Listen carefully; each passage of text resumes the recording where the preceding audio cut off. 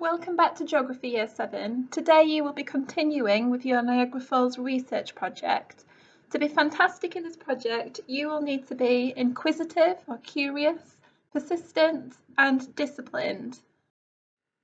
So where does the Niagara Falls project fit in with what you will study in geography at KTS during years 7, 8 and 9?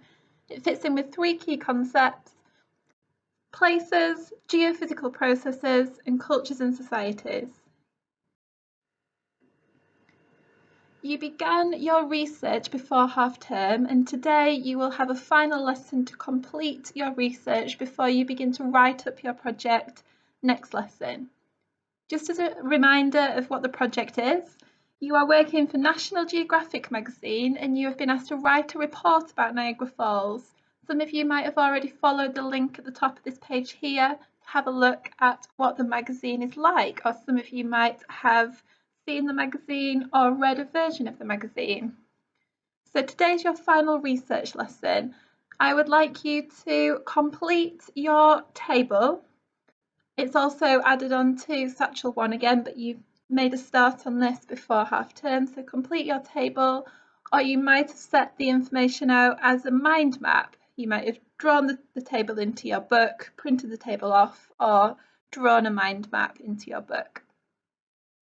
Use the links on the next few pages to find out the information. Don't worry if you're missing some information from a certain box, just gather as much information as you can.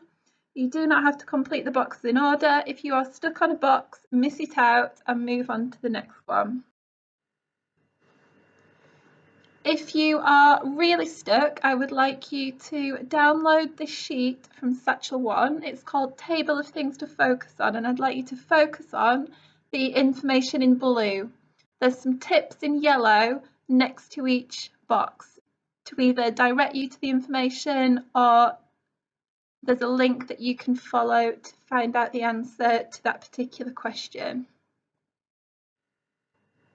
So here are the links to information for physical features, and there's also some videos.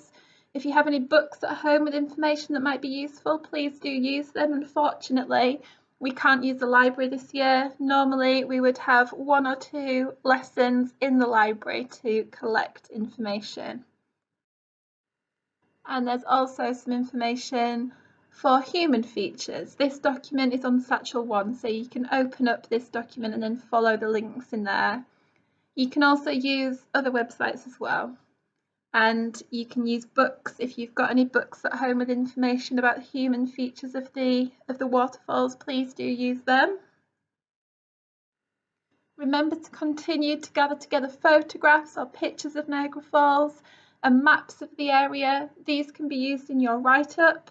You could either print them off or you can copy them into a Word document and you can write your project up in a Word document or a PowerPoint document. You can also use historical pictures and maps to show how the waterfall has receded or how it has moved backwards over time. At the end of this lesson, I would like you to take a picture of your research and submit it on Satchel 1 so that your teacher can check that you are on track with your research, ready to write up your project next week.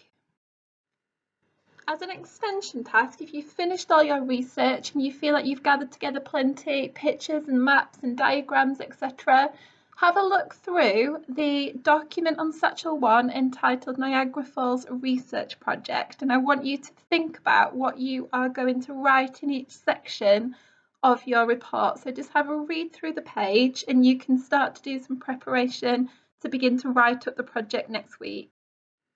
You also might want to spend some time having a look at the mark scheme. So have a look at the criteria that you need to meet in order to get confident, secure, developing or establishing in your project.